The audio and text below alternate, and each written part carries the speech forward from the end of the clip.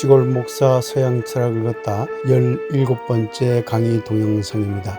이번 강의에서는 근대의 데카르트 사상을 다루고 있습니다. 동영상과 함께 소중한 시간 되길 기원합니다. 안녕하십니까. 반갑습니다. 네, 오늘은 시골 목사 서양 철학을 걷다 17번째 강의를 해드리도록 하겠습니다. 오늘부터 본격적으로 근대 철학과 기독교 사상에 대한 관계를 이제 살펴보게 되겠는데요. 오늘 그 첫 시간으로 데카르트 사상을 중심으로 여러분들에게 말씀해 드리도록 하겠습니다. 그런데 이 데카르트 사상으로 들어가기 전에 근대라고 하는 이 시대가 어떤 특징을 갖고 있는지 간단히 말씀해 드리고 나서 데카르트 사상으로 들어가도록 하겠습니다.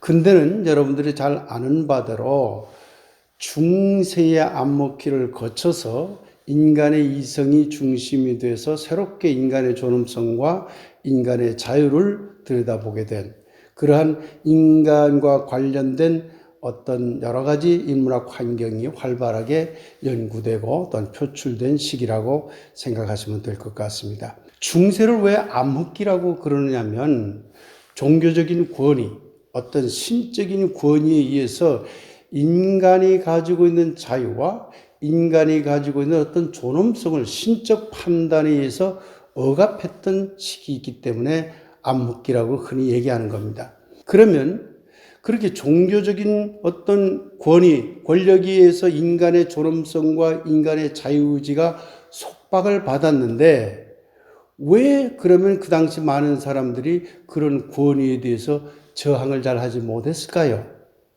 그것을 한마디로 학자들은 어떻게 정리하느냐면 바로 인간이 무지했기 때문이라고 하는 것이죠. 인간이 다양한 지식을 가지고 인간에게 주어진 이성적 능력을 통해서 다양한 지식을 알아나갔다면 맹목적인 어떤 종교적인 권위에 굴종하기보다는 잘못된 것에 대해서 끊임없이 저항하고 그래서 더 좋은, 더 열려있는 세상을 만들었을 텐데 그러지 못했다고 보는 것이죠. 결국 중세 암흑기는 인간의 무지에서 비롯된 것이다. 이렇게 이야기할 수 있는 것이죠. 그렇기 때문에 중세의 암흑기를 벗어나려면 알아야 되는 거예요. 그래서 베이컨이라고 하는 학자는 근대 초기 근세 철학자는 말하기를 아는 것이 힘이다 라고 얘기를 했어요. 그러니까 아는 것이 힘이다 라고 하는 것은 단순하게 우리는 공부 많이 해서 알면은 내가 아주 훌륭한 사람이 되고 큰 힘을 가진 사람이 된다 그런 뜻이 아니라 본래 베이컨이 아는 것은 힘이다 라고 한 말의 뜻은 무지의 상태에 있는 한 종교적 권위와 어떤 신적 권위에 눌려서 인간의 자유의지와 인간의 존엄성은 일어날 수 없다라는 의미에서 알아야만 그런 암흑에서부터 벗어날 수 있다고 그렇게 얘기한 것입니다. 이렇게 놓고 보면 근대는 신적 권위에서 벗어나서 인간의 자율적인 이성의 능력을 가지고 모든 세상의 여러 가지 문제들을 판단하는 이성중심주의, 인간 이성중심주의 시대로 변한 때다. 이렇게 정리하면 될 것 같습니다. 학자들은 근대를 크게 4가지 시기로 구분합니다. 제1기는 우리가 흔히 알고 있는 르네상스 시대라고 보시면 됩니다. 중세와 본격적인 근대 운동이 일어나는 그 근대와 사이에 이것을 가교 역할을 하는 시기라고 보시면 됩니다. 제2기는 우리가 말하는 좁은 의미에서의 근대가 본격적으로 시작되는 때 많은 분들에게 알려져 있는 데카르트라든가 로크라든가 하는 여러 사상가들이 새롭게 나타나서 인간의 이성과 인간의 경험과 인간성의 존엄을 다루는 그런 사상이 꽃을 핀 시기가 2기라고 할 수 있습니다. 그런데 그 2기를 지나서 독일의 관념론 시대가 옵니다. 그것이 제3기인데요. 여러분들이 잘 아는 칸트라든가 또는 헤겔 같은 사상이 독일의 관념 철학을 완성하는 그런 시기라고 생각하시면 될 것 같습니다. 그리고 마지막 제4기는 헤겔 이후의 철학을 말합니다. 그래서 제4기에는 헤겔 철학에 대해서 대단한 비판들이 가해집니다.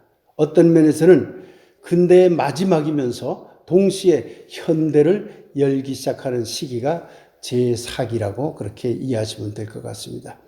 이제 저의 강의는 제2기 데카르트 사상을 시작으로 근대 사상을 하나하나 살펴보도록 하겠습니다.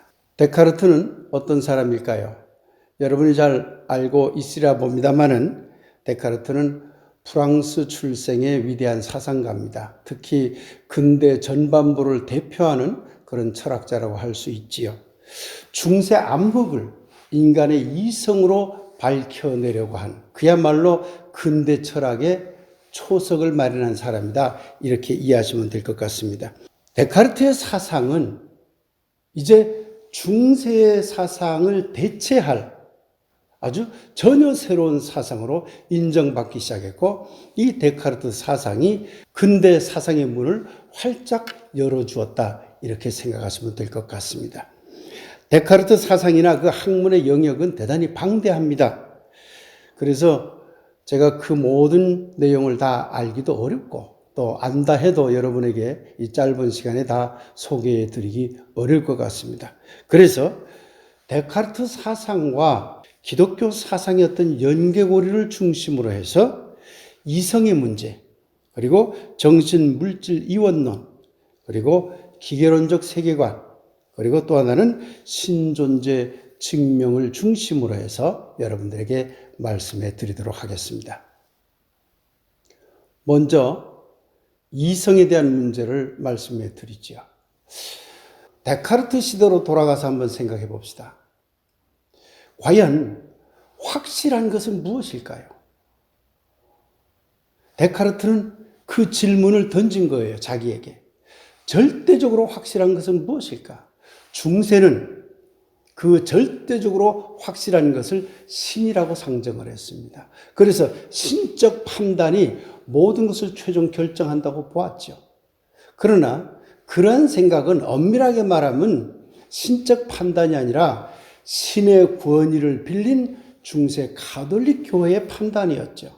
그러니 그 판단이 근대 사람들에게 있어서 반드시 옳다고 할 수 없죠. 그렇기 때문에 확실하다고 보이지 않는 거예요. 그러니까 데카르트는 절대로 확실한 것이 무엇일까? 계속 의심을 했던 겁니다. 그리고 나아가서 확실하다고 여겨지는 것들조차 아무 생각 없이 무조건 의심해보자는 거예요. 정말 확실할까? 정말 확실할까?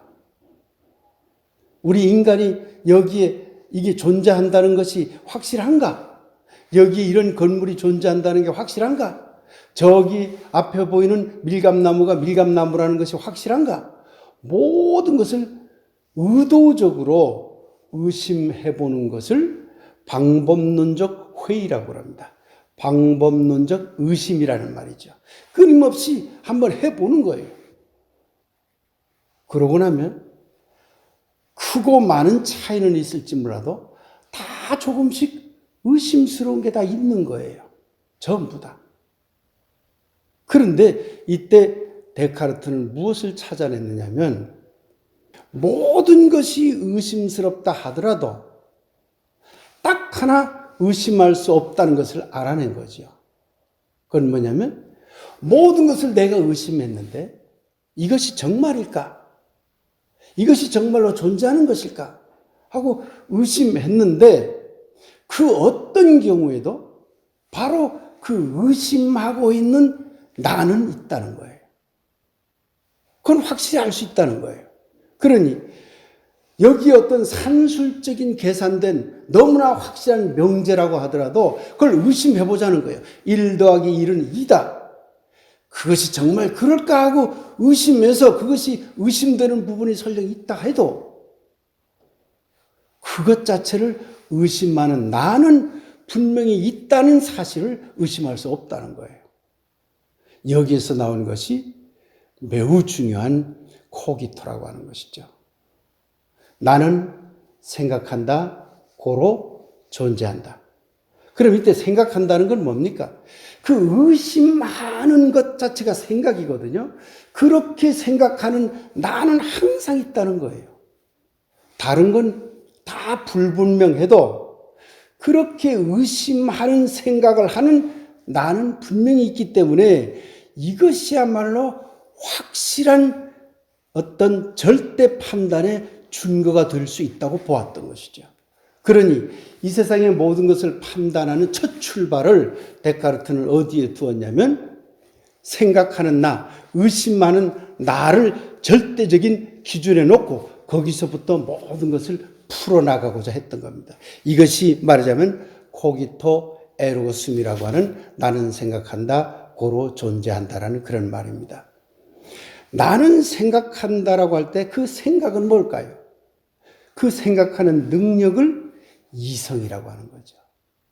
그렇기 때문에 신적 판단의 중세적 권위에서부터 데카르트는 인간의 이성적 판단의 권위, 즉 인간의 이 똑똑한 머리를 모든 판단의 준고로 삼았다는 뜻이 되는 겁니다.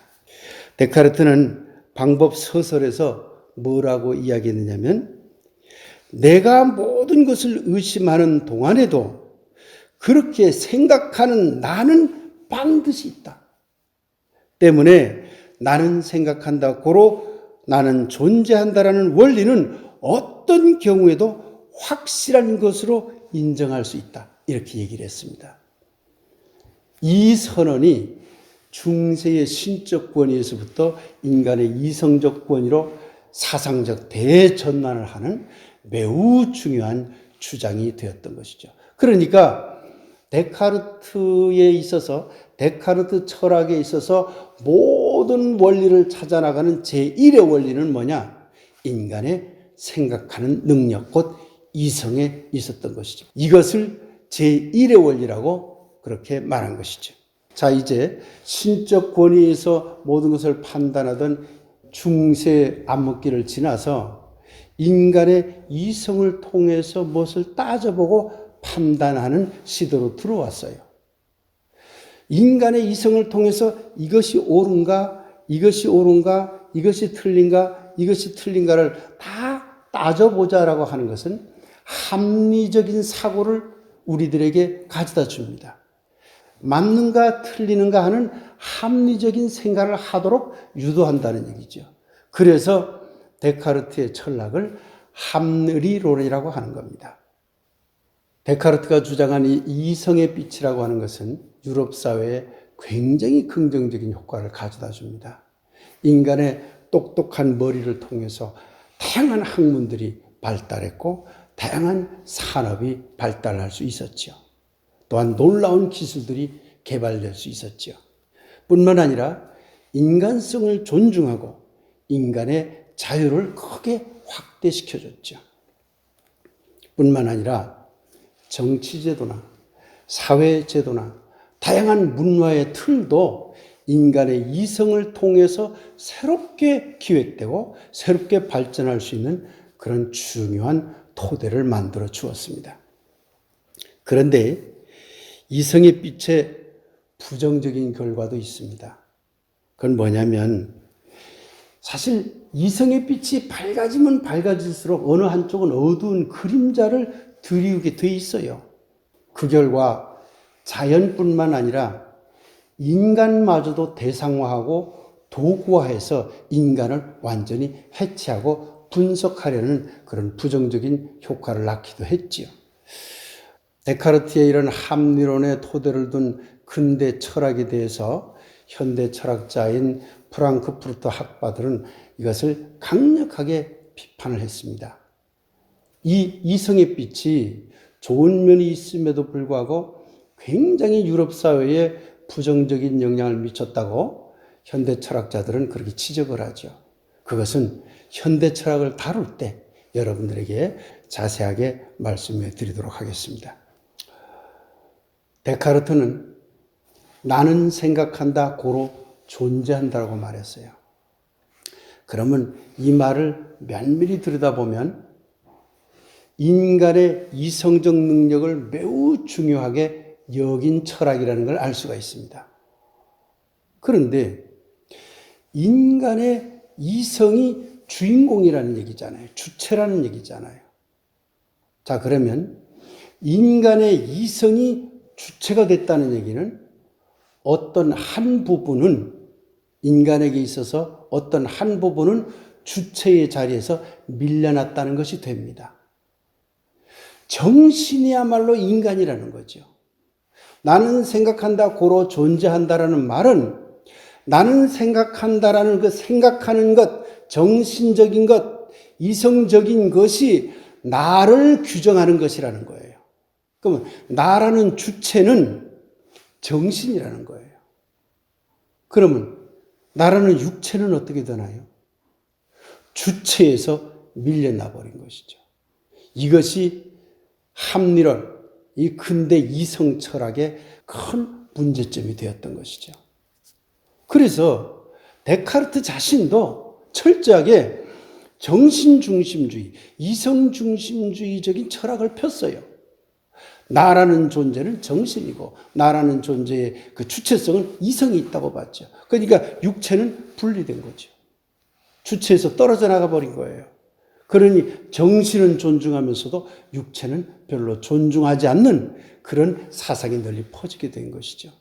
그러니 데카르트는 정신과 물질, 어떤 인간의 이성적 능력과 육체, 이것을 완전히 분리했어요. 그래서 정신과 물질 세계, 정신과 육체적인 것을 분리하는 이원론을 정신, 물질, 이원론 또는 물심 이원론이라고 하는 것이죠. 데카르트는 철저하게 이렇게 분리했다는 얘기입니다.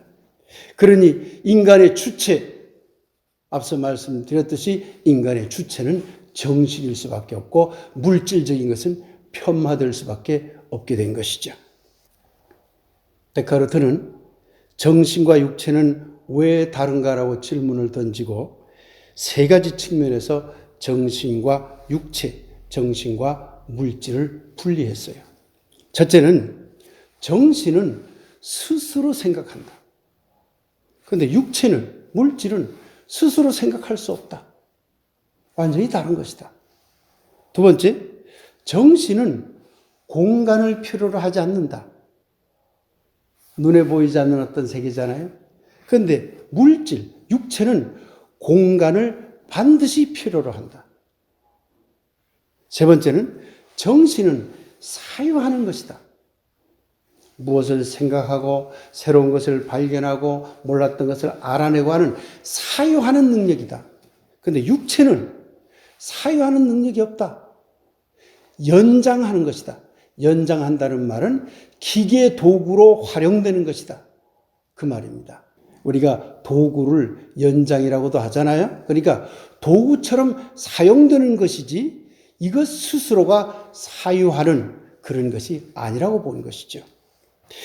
이러한 물심 이원론은 인간의 인식 체계에서 육체적인 문제, 자연세계, 물질세계를 완전히 동떨어지게 분리해버리는 그런 근대 사상의 비극을 낳게 되는 것이죠.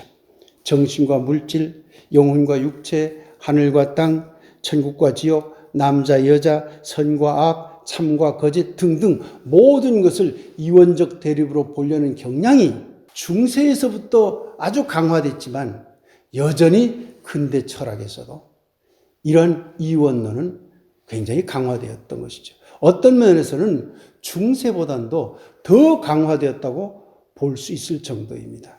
이원론이 갖고 있는 커다란 문제점이 있죠. 그건 뭘까요? 두 개의 대립자가 있을 때는 항상 우열의 갈등을 한다. 그래서 우등한 존재가 열등한 존재를 지배하는 이론론적인 어떤 틀, 이론론적인 어떤 사회 체제, 시스템을 만들려고 한다고 했잖아요. 획일화 사상이 일어나는 거죠. 그러니까 정신과 물질을 분리해서 정신을 주체적인 것이라고 주장을 하면 당연히 물질적인 세계는 전부 정신적인 세계에 귀속이 돼서 정신이 물질을 지배한다고 하는 이론론적인 획일자 사상에 빠지게 됩니다.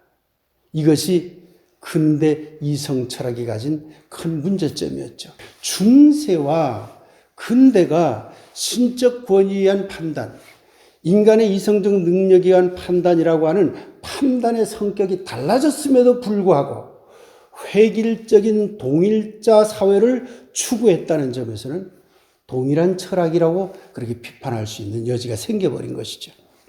데카르트는 이 세계를 기계와 같은 것으로 보았어요. 물질 세계는 연장이라고 보았거든요. 기계, 도구 같은 걸로 보았어요. 그럴 수밖에 없는 것이 정신과 물질을 나누게 되면 정신은 스스로 사유하면서 무엇을 사용하려는 능력을 가져요. 그러면 이 능력이 있으려면 도구가 필요하죠. 그러니까 이 세계는 전부 다 기계적인 도구로 본 거예요. 그래서 데카르트의 사상을 기계론적 세계관이라고 흔히 이야기하는 것입니다.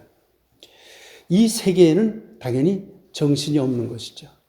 물질 세계니까. 그렇다면 어떤 현상이 벌어질까요? 정신을 가진 인간은 이 자연세계, 물질 세계를 기계처럼 대해도 된다는 것을 주장하는 것과 같은 것이 되는 것이죠. 그래서 나무를 마음대로 베어도 되고 도구니까요. 동물을 마음대로 죽여도 되고 도구니까요. 인간은 얼마든지 자연세계, 물질세계를 자유롭게 활용할 수 있다는 그러한 어떤 사상으로 이게 빠져들어가게 됩니다. 이것을 기계론적 세계관이라고 흔히 이야기하는 겁니다. 앞서 정신과 물질, 정신과 육체의 이원론을 데카르트가 주장했다고 말씀을 드렸는데 이 이원론의 뿌리는 거슬러 올라가면 중세에 있고 또 거슬러 올라가면 고대 그리스까지 연결이 됩니다. 그런데 고대 그리스 철학에서 플라톤도 영혼과 육체의 이원론을 나눴지요. 그런데요, 플라톤과 데카르트 사상에 큰 차이점이 있습니다. 플라톤은 영혼을 가진 인간이 매우 고상한 존재라면 다른 이 자연세계는 그것보다 못한 저급한 세계인 것은 맞지만 기계는 아니라고 봤어요. 그런데 데카르트는 그걸 기계로 본 거예요. 근대 서양에서 얼마나 많은 그 식민지를 개척하면서 자연을 파괴하고 사람들을 속박하고 그런 일들을 저질렀나요? 그거 따지고 보면 이러한 합리론적 세계관, 기계론적 세계관이 토대가 되었기 때문에 가능했던 것이죠. 데카르트에 의하면 물체는 공간적인 도구, 공간적인 연장일 뿐이라고 본 것입니다. 그래서 세계 속에는 정신이 들어갈 여지가 없다고 보았어요. 데카르트는요, 이렇게 생각했어요. 이 세계를 가득 찬 공간이라고 보았어요. 가득 찬 공간. 그러니 이 가득 찬 공간 속에 정신이 들어갈 곳은 없다고 봤죠. 그러니까 정신은 하나도 없다고 본 거예요. 어떤 면에서는 플라톤이나 아리스토텔레스가 자연을 바라본 세계관보다 더 아주 강력하게 기계론적으로 세계를 바라봤다는 것을 알 수가 있는 것입니다. 우리가 지금까지 살펴본 그리스 철학이나 그리고 중세 기독교 철학을 놓고 보면 그리스 철학이 됐던 중세 철학이 됐던 목적론적인 세계관을 갖습니다. 아주 지극한 행복을 얻기 위해서, 그게 종교적으로는 마지막 종말론적인 구원을 얻기 위해서 아주 행복한 세계로 들어가기 원하는 것이죠. 그런 어떤 목적을 지향해서 다 모든 존재들이 가고 있다고 그렇게 세계를 보았지요. 그런데 데카르트는 이 세계는 목적 없는 커다란 기계에 불과하다고 보았어요. 플라톤이 됐건 아리스토텔레스가 됐건 중세 카톨릭이 됐건 이 자연세계도 목적을 향해서 나아간다고 보았어요. 그런데 데카르트는 인간은 목적을 가지지만 정신이 있으니까 세계는 정신이 없는 연장, 도구일 뿐이기 때문에 목적의식이 없다고 본 거죠. 살벌한 세계관이에요. 그러니까 따지고 보면 자연을 마음대로 인간이 주물러도 된다는 그런 생각들이 근대 사회에 넘치게 된 것입니다. 이러한 기계론적인 세계관의 장점은요, 과학을 본격적으로 발전시키는 토대를 마련해줘요. 기계론적인 세계관의 단점은 지금까지 제가 말씀드렸듯이 자연을 인간의 탐욕 대상으로 전락시켜 버렸지요. 자연 파괴가 근대 사회에 엄청나게 일어난 것도 이런 사상적 배경이 있었기 때문에 그렇습니다. 기계론적 세계관은 또 다른 문제를 일으킵니다. 그것은 뭐냐면 앞서 잠깐 말씀드렸듯이 인간마저 기계처럼 대상화하고 도구화하는 데까지 나아가 버려요. 그래서 인간을 분석적 대상으로 놓고 인간을 완전히 해체하는 그러한 잘못을 저지르게 되는 것이죠. 기계론적 세계관의 또 다른 단점은 자연만이 아니라 인간까지도 대상화해서 도구처럼 바라봐서 해체하려는 그런 단계까지 나아갔다는 데 문제가 있습니다. 그래서 자신들이 생각하는 이성의 빛을 가진 인간과 자신들과 같은 이성의 빛을 갖지 못한 인간을 나누기 시작했어요. 그러니 따지고 보면 서양의 기독교를 믿는 백인들 그리고 그 지식층들이 가진 이성의 빛을 통해서 아프리카 사람이든 동양 사람이든 그들에게 빛을 비춰서 그들에게 이 빛을 주입하는 것은 잘못이 아니라고 봤죠. 결과적으로 그들 비서구인들을 대상으로 도구처럼 바라봤다는 것을 알 수가 있는 것입니다. 이건 인류 역사의 큰 불행이죠. 이렇게 인간의 이성적인 능력을 가지고 모든 판단 준거로 삼아서 세계를 분석하고 도구화하고 해체하려던 그런 데카르트 사상이 어떤 이상한 문제에 부닥치기 시작합니다. 데카르트가 신존재를 증명하려고 했습니다. 왜 그랬을까요? 합리적인 이성을 가지고 모든 것을 판단해야 된다고 주장하던 사람이 갑자기 신이 있다는 것을 존재 증명을 하려고 해요. 왜 그랬을까요? 그것은 자기가 주장하던 세계관, 기계론적인 세계관에 큰 어떤 문제점이 있었기 때문입니다. 이렇게 한번 생각해 봅시다. 이 세계는 전부 도구, 기계와 같은 존재들이에요. 그러면 여러분 가만히 한번 생각해 보십시오. 이 기계와 같은 존재는 스스로 움직일 수 있을까요? 없을까요? 우리가 간단히 생각해 보면 알아요. 자동차가 기계잖아요. 자동차가 인간이 다양한 방법으로 그게 가솔린이 됐건 다른 어떤 전기가 됐건 또는 요즘 수소차의 어떤 수소적인 열 에너지가 됐건 그걸 실어놓고 인간이 무엇인가가 가서 터치해 주든 열쇠로 켜든 어떤 작동을 해줘야 자동차는 움직이기 시작합니다. 그러니까 아무런 작동, 힘의 작용이 부여되지 않으면 자동차는 그냥 가만히 있는 거예요. 자, 그러면 이 세계를 기계로 봤어요. 도구적인 것으로 봤어요. 그런데 문제는 이 세계가 스스로 성장한다는 얘기예요. 나무 크잖아요. 꽃이 피어나고 동물도 마구 뛰어다니고. 그러면 이 세계가 기계라면 이 기계는 누군가의 힘에 의해서 움직여져야 되는데 그 누군가의 힘이 있어야 된다는 그런 결론에 이르게 된 것이죠. 그래서 그 힘이 탁 한번 쳐지면 그 다음부터는 자율적으로 돌아간다 하더라도 처음에 이 기계로서의 세계를 움직이도록 누군가가 힘을 가해줘야만 이 기계는 움직인다라는 것을 설명할 수 있게 된 것이죠. 그러니 데카르트는 심각한 고민에 빠진 거죠. 여기에서 다시 신은 있어야 되는구나. 이런 주장을 하기 시작하는 겁니다. 데카르트가 생각하기에 스스로 움직일 수 있는 것은 인간뿐이죠.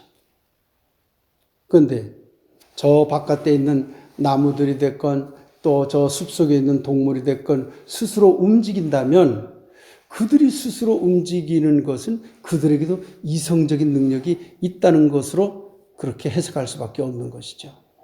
그들을 모두 이성적 능력, 생각하는 능력이 없는 기계로 볼 때는 누군가가 그것들을 움직이게 하는 에너지의 원천이 되어줘야 하는 것이죠. 인간이 나무를 성장시키고 인간이 바람을 일으켜서 사물을 움직이게 하고 그런 건 아니잖아요. 그러니 그 최초의 힘이 무엇일까? 이것이 데카르트의 기계론적 세계관에서는 반드시 해결해야 될 문제로 등장하게 된 겁니다. 여기에서 데카르트는 신은 있다라는 존재 증명을 하려고 한 것입니다. 데카르트의 신 존재 증명은 두 가지 전제 조건을 토대로 합니다. 첫째는 정신으로서의 나, 정신으로서의 인간이 존재한다는 것이고, 두 번째는 그 인간의 정신 안에, 나로서의 정신 안에 완전한 신관념이 존재한다 하는 이 두 가지 전제 조건을 토대로 해서 신의 존재를 증명하려고 했습니다. 이 세상에 존재하는 모든 것, 실제성을 가진 것들, 실제한다는 말은 뭐냐면 실제로 여기 이렇게 존재한다는 것을 알 수 있는 것들, 그런 말입니다. 조영배가 여기 실제한다. 여기 바로 있잖아요. 그걸 실제성이라고 그러죠. 그러니 이런 실제성은 반드시 철학적인 용어로 말하면 충족률이 있어야 실제한다고 그렇게 말합니다. 충족률이라고 하는 것은 충분 근거율 또는 충족 이유율이라는 그런 말로도 씁니다만은 그냥 단순하게 충족률이라고도 합니다. 충족률이란 뭐냐?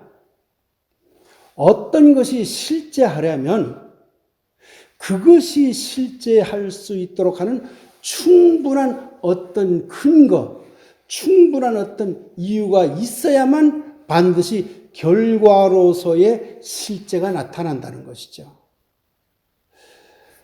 제가 여기 있으려면, 실제하려면 반드시 그 이전에 어떤 충족률이 있어야 돼요.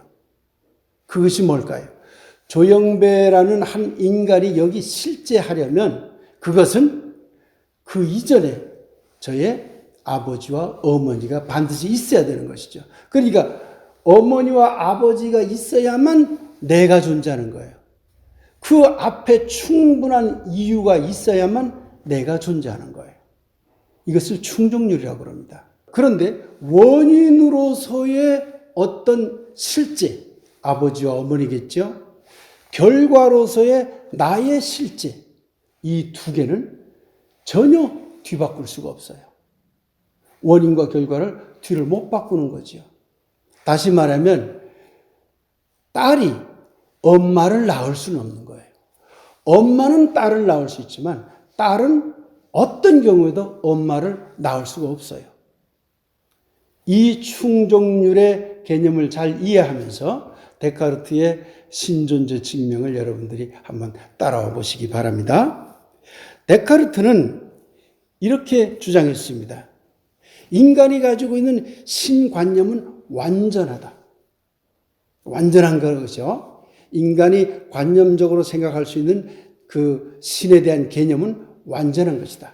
완전한 신을 생각할 수 있다. 그런데 정작 인간 자신은 불완전하다. 그러잖아요. 우리는 불완전한 거예요. 불완전한 것 속에 완전한 신개념이 들어있는 것이죠. 데카르트는 그렇게 보았어요. 그러면 완전한 신관념이 여기 있어요. 그러면 이 완전한 신관념이 불완전한 인간으로부터 나올 수 있을까 하고 질문을 던지죠. 완전한 어떤 신관념은 불완전한 데서 나올 수가 없는 거예요. 왜?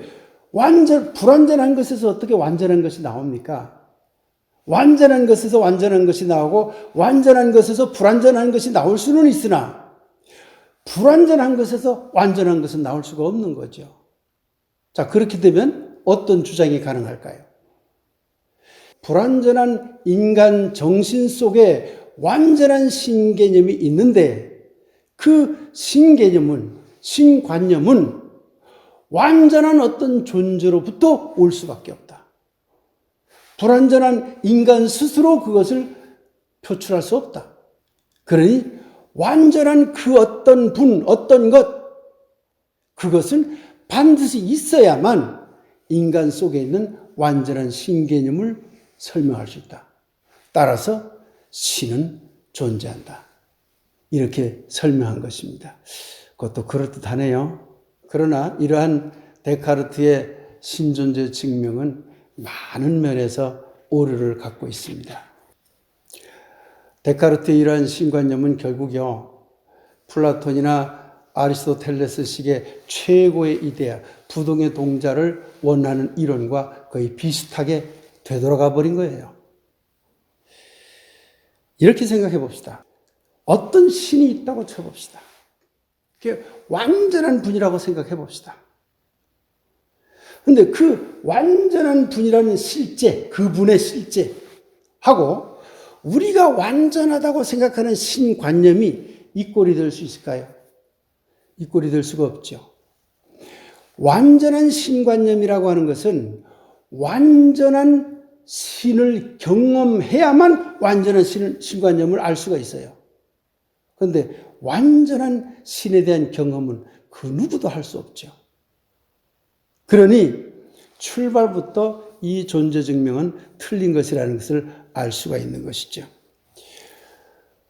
도깨비가 있어요, 없어요? 없지요. 없어도 우리는 도깨비가 있다고 관념화할 수 있어요. A라고 하는 것이 완전한 것이다라고 할지라도 그것이 꼭 있어야 된다는 보장은 없어요. 설령 인간이 완전한 신관념을 갖고 있다 하더라도 그것을 갖고 있기 때문에 그러한 신은 꼭 있어야 된다 보장을 못해요. 없는 것도 인간은 얼마든지 관념화할 수 있기 때문에 그렇습니다.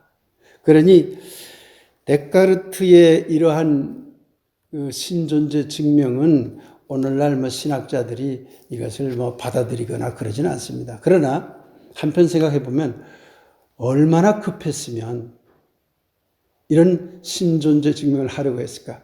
세계를 기계라고 설정을 해놓고 보니까 세계가 움직여 버리잖아요.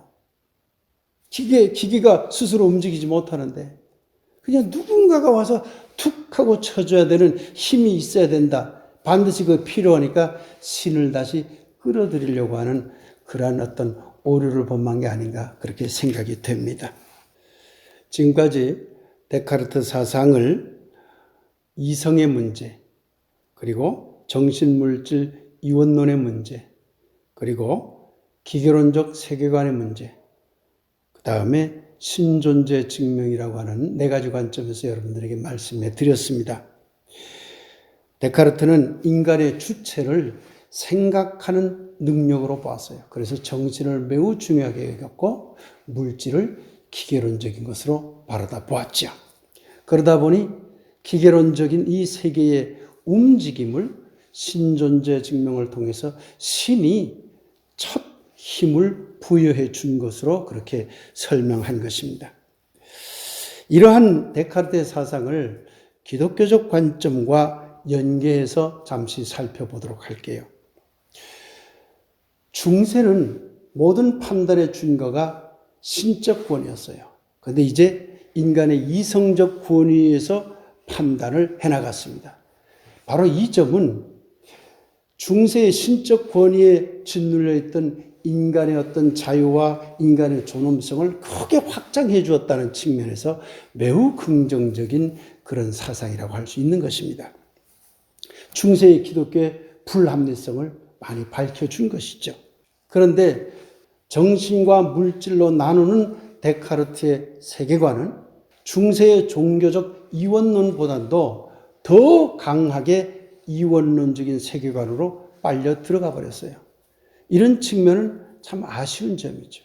그리고 기계론적 세계관은 또한 기독교적 세계관과 매우 다릅니다. 기독교적 세계관은 이 세계를 기계나 도구로 보지 않습니다. 인간보다는 못하지만 하나님께서 아름답게 창조한 그런 세계로 보지요. 함께 어우러져서 살아갈 세계로 보지 인간이 마음대로 주무를 수 있는 세계라고 보지 않습니다. 중세교회가 신을 완전자로 인식했습니다. 그런데 데카르트는 신을 그렇게 중세처럼 신앙화하지는 않았지만 사실 따지고 보면 데카르트도 신존재 증명을 통해서 완전한 신을 상정을 했습니다. 그러니 완전한 신을 어떻게 인간이 대하느냐 하는 측면에서는 서로 다르지만 중세교회는 경배의 대상으로 보았고 여기에는 제1의 힘으로서의 신을 이해했지만은 완전한 신의 개념을 데카르트도 가지고 있었던 것이죠. 철학적으로 놓고 보면 중세 철학도 따지고 보면 동일자 철학입니다. 그런데 근대 데카르트의 사상도 따지고 보면 동일자 철학입니다. 이원론을 강화하면 반드시 동일자 철학으로 갈 수밖에 없어요. 그래서 데카르트의 사상이 동일자 사상을 낳았고 사회를 획일화해 나가는 그런 토대로 작용했죠. 그래서 나중에 동일자 철학이 나치즘이나 파시즘을 일으키는 토대가 되어버린 것입니다. 신적 권위, 인간의 이성적 권위가 완전히 달라진 것 같았지만 동일자 철학을 이루었다는 점에 대해서는 크게 달라진 게 없는 것이 되어버린 것이죠. 이 세계를 이원론으로 보고 이성의 빛을 비추는 서구의 기독교인들만이 자신들이 이성의 빛을 가지고 다른 세계에 빛을 비출 수 있다는 그런 굉장한 오만한 사상이 되어버린 것입니다. 이게 기독교 사상과 크게 다를 바가 없는 거예요. 따지고 보면은.